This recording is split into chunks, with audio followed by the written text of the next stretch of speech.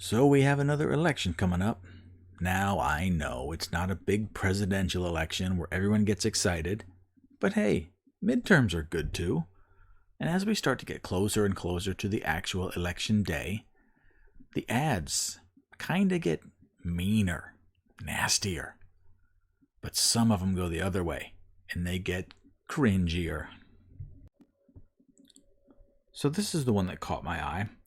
Picked it up from Timcast today, and it's a little early in the season, but it's a good one. The pain of our past persists to this day. In Kentucky, like many states throughout the South, lynching was a tool of terror. It was used to kill hopes for freedom. It was used to kill my ancestors.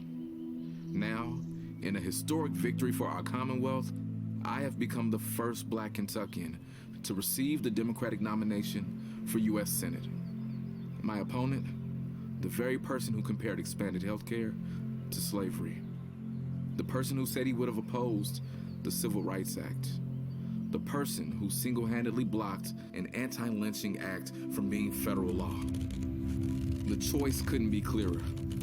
Do we move forward together, or do we let politicians like Rand Paul forever hold us back and drive us apart? In November, we will choose healing. We will choose Kentucky.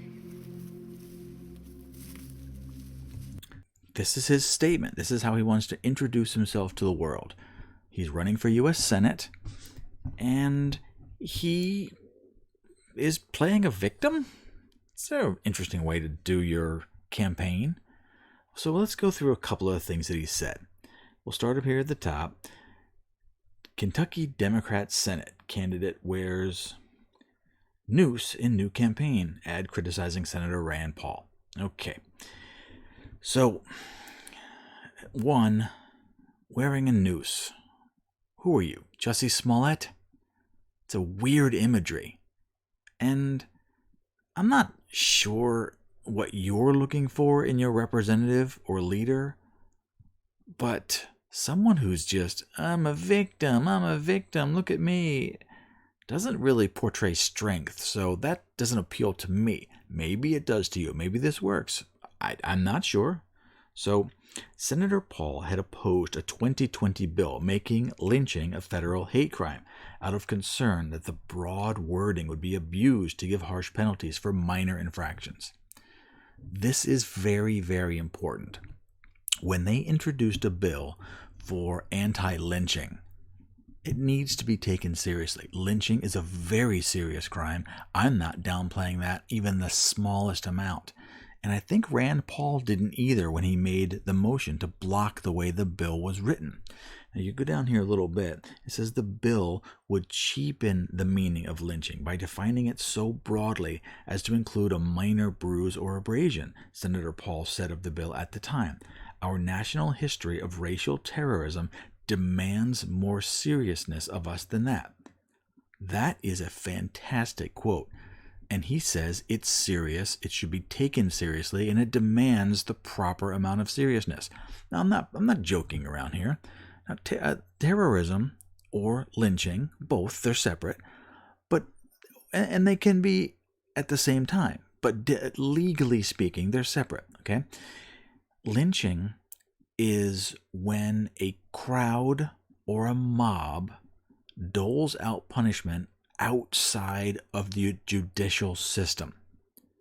And that can be based on accused crimes or perceived crimes or actual crimes. That doesn't matter in this context. If a group of people thinks that a person committed a crime and then they go dole out the punishment without police or courts or law, that's lynching. Okay, that is serious. That happened a lot in the past. It happened to black people. It also happened to white people. Also happened to Asians. Also happened to Irish. Also happened to Italian. You get my point here? Lynching is bad for everyone, and everyone should be treated equally, and lynching should go away forever. It's horrible. Don't even think that I have a soft spot for lynching. It's disgusting. It should have never happened, and I want there to be strong laws so it never happens again.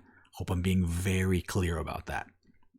So, but this candidate, Charles Booker, when he stands up on this podium and he puts this noose around his neck, it's imagery.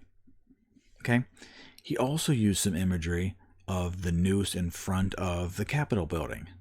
I am assuming he's making a reference to the January 6th nonsense that everyone keeps going on and on about. Okay? I don't like this kind of politics. I don't know what his positions are at all.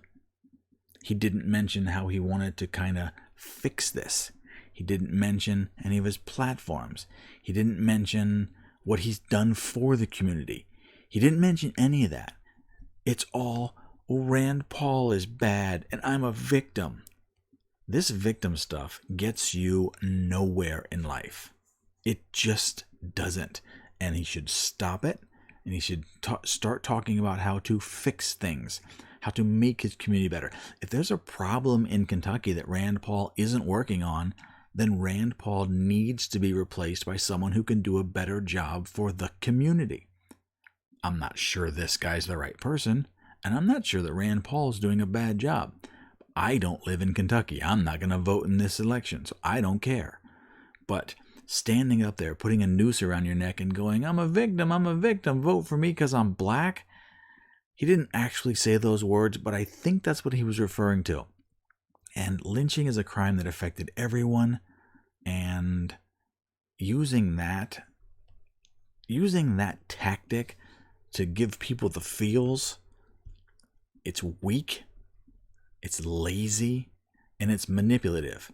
Now, if you want that kind of person to represent you in Kentucky, this guy's your man. If you don't, maybe someone else should do a better job. I don't know. So is this political ad cringy? Is it as bad as I think, or is it not that bad?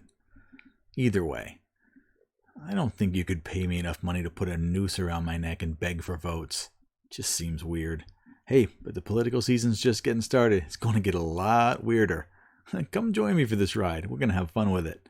So do that subscribe thing. Come back tomorrow. Thanks.